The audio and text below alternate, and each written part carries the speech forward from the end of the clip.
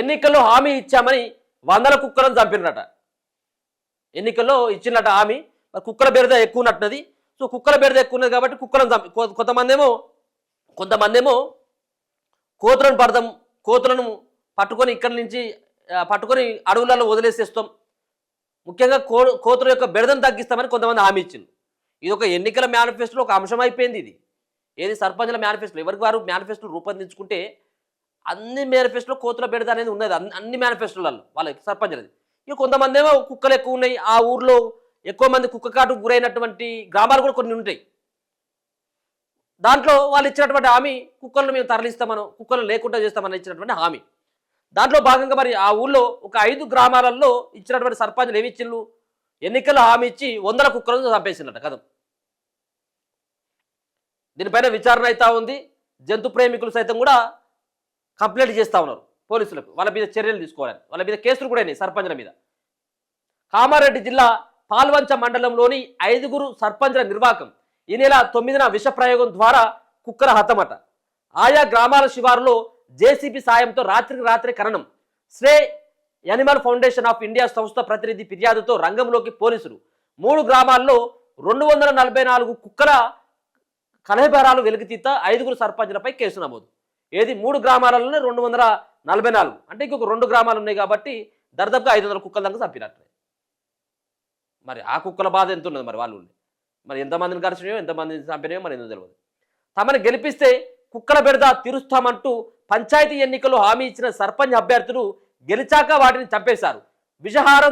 విషాహారం ద్వారా 5 గ్రామాల్లో సుమారు 500 కుక్కలను చంపించి గుట్టు చప్పుడు కాకుండా గోతులు తీసి పాతిపెట్టారు. ఓ జంతు సంరక్షణ ఫిర్యాదు మేరకు పోలీసులు రంగంలోకి దిగడంతో ఈ అమనావీయ ఘటన వెలుగు చూసిందట. ఇక మరి వాళ్ళపైన ఇంకేంత చర్యలు ఉన్నాయి. ఇక కామారెడ్డి జిల్లా మాచారం మండలంలోని 3 గ్రామాల్లో జేసీబీ సాయంతో తవ్వకాలు చేపట్టగా సుమారు 244 కుక్కల కలేబారాలు బయటపడ్డాయి. మరో 2 గ్రామాల్లో తవ్వకాలు జరగాల్సింది. ఈ విషయం రాష్ట్ర వ్యాప్తంగా సంచలనం సృష్టించడంతో 5 సర్పంచులపై కేసు నమోదు చేసిన పోలీసులు దర్యాప్తు చేస్తున్నారు. కామారెడ్డి జిల్లా పాల్వంచ మండలంలోని భవానిపేట, ఫరీద్పేట, పాల్వంచ, వాడి, బండరామేశ్వర్పల్లి గ్రామాల్లో కుక్కల సమస్య తీవ్రంగా ఉంది. ఈ క్రమంలో గత పంచాయతీ ఎన్నికల సందర్భంగా తమను గెలిపిస్తే కుక్కల బెడద తీరుస్తామని ప్రస్తుత సర్పంచులు హామీ ఇచ్చిందట. గెలిచిన తర్వాత కుక్కల నివారణకు ప్రజల నుంచి డిమాండ్ రావడంతో 5 సర్పంచులు కలిసి కుక్కలను చంపేందుకు ప్లాన్ వేసిండ్రు. ఇందుకోసం బయట నుంచి కొందరు వ్యక్తులను పిలిపించి ఒప్పందం చేసుకున్నారు. ఈ నెల 9న ప్లాన్ ప్రకారం రాత్రిపూట వీధుల్లో విషాహారం పెట్టి కుక్కలను చంపించిండ్రు. రాత్రికి రాత్రే ఆయా గ్రామాల్లో పెద్ద గోతులు తీసి కుక్కల కలేబారాలను పాతిపెట్టినారు.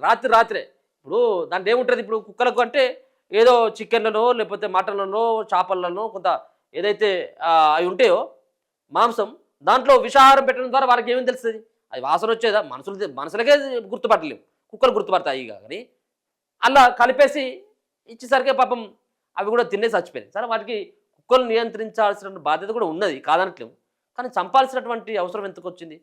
చంపాల్సిన అవసరం లేదు కదా. వాటిని ఇక్కడి నుంచి పంపించవచ్చు, ఆ ఊళ్ళ నుంచి పట్టుకుని ఇక్కడ వేసి రావచ్చు. ఆ కుక్కలను ఊళ్ళకెళ్ళి తరలించేటువంటి ప్లాన్లు చాలా ఉన్నాయి. కానీ పాపం 500 కుక్కలను చంపేసింది అంత దారుణంగా. ఏది పాపం ఆహారంలో విషం పెట్టేసి. సో దీనిపైన జంతు ప్రేమికులు అయితే బగ్గుమంటా ఉన్నారు. మొన్న కూడా మనం చూడడం జరిగింది. సుప్రీంకోర్టు కూడా ఒక తీర్పునిచ్చింది. అంటే సుప్రీంకోర్టు తీర్పిచ్చిందంటే సంభవం చెప్పలేదు, కానీ ఏమని తీర్పునిచ్చింది అంటే ఒకవేళ కనుక కుక్క కరిస్తున్నట్టయితే రాష్ట్ర ప్రభుత్వాలే భారీ పరిహారం చెల్లించాల్సి ఉంటుంది, వాళ్ళే బాధ్యత వహించాలని చెప్పింది, సర్పంచ్లే. మరి ఎంతెందుకు మరి సర్కారే బాధ్యత వహించాలని చెప్పేసి అన్నది. కాబట్టి ఎంతెందుకు ఊళ్ళో కుక్కలే లేకుండా అయిపోతుంది కదా అన్నటువంటి ఉద్దేశమో, లేకపోతే ఎన్నికల్లో మేనిఫెస్టోలో మేము పెట్టుకున్నాం కాబట్టి దాన్ని మేము ఖచ్చితంగా నెరవేర్చాలన్నటువంటి ఉద్దేశంతో ఏందో తెలియదు. కానీ మొత్తానికి 5 గ్రామాల సర్పంచులు 500 కుక్కలను చంపేసినట్ట. ఇక సఫీ ప్రతినిధి ఫిర్యాదుతో వెలుగులోకి. కుక్కలకు విషం పెట్టి చంపించిన విషయం కాస్త ఆ నోట ఈ నోట కరీంనగర్కు చెందిన stray animal foundation of India సఫీ సంస్థ ప్రతినిధి గౌతమ్ చెవిన పడిందట. దీంతో ఆయన వెంటనే భవానిపేట వచ్చి వివరాలు సేకరించారు. కుక్కలకు మందు పెట్టి చంపించారని నిర్ధారించుకున్న తర్వాత భవానిపేట, పాల్వంచ, ఫరీద్పేట, వాడి, బండరామేశ్వర్పల్లి సర్పంచులపై ఈ నెల 12న మాచారెడ్డి పోలీస్ స్టేషన్లో ఫిర్యాదు చేసిండ్రు.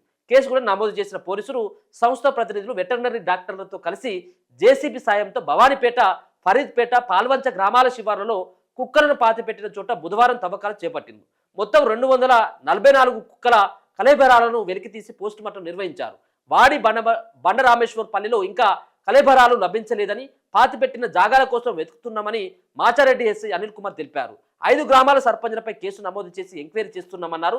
కాగా కుక్కలకు మందు పెట్టేందుకు ఎవరిని పిలిపించారు, వారు ఆహారంలో ఏ మందు కలిపినన్నటువంటి దానిపైన వాళ్ళు విచారణ చేపడుతున్నట్టుగా తెలుస్తా ఉన్నది. చాలా దారుణం పాపం. ఎందుకంటే అవి నోరు లేనటువంటి మూగజీవాలు. ఏది ఏమైనా మాట వచ్చా లేకపోతే ఇదా అదా కానీ సరే, ఏదేమైనప్పుడు కూడా కొన్ని కుక్కలైతే మాత్రం పిల్లలు బయటికి వెళ్తే కనీసం మనం పిల్లల్ని బయటికి వెళ్ళలేనటువంటి పరిస్థితులకు వస్తూ ఉన్నాం ఆ కుక్కలు చేయబట్టి.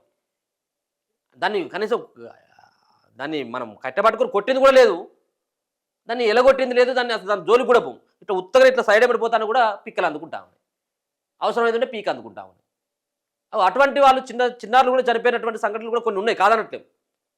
సో ముఖ్యంగా గ్రామాల్లో ఉన్నటువంటి కుక్కలను మొత్తమే లేకుండా చేయాలంటే చంపడం ఒక్కటి మాత్రమే పరిష్కారం కాదు, ఇంకా వేరే రకమైనటువంటి మార్గాలు కూడా ఉన్నాయి. 3 గ్రామాలలో మొత్తం తవ్వకాలు చేపడితే 244 కుక్కల యొక్క బాడీలు బయటపడ్డాయి, చచ్చిపోయిన కుక్కలే. ఇంకా 2 గ్రామాలలో ఇంకా వెలికి తీయాలంటే ఇంకా అయ్యే తెలియదు. ఇది ఈ కుక్కల బాధ ఇది.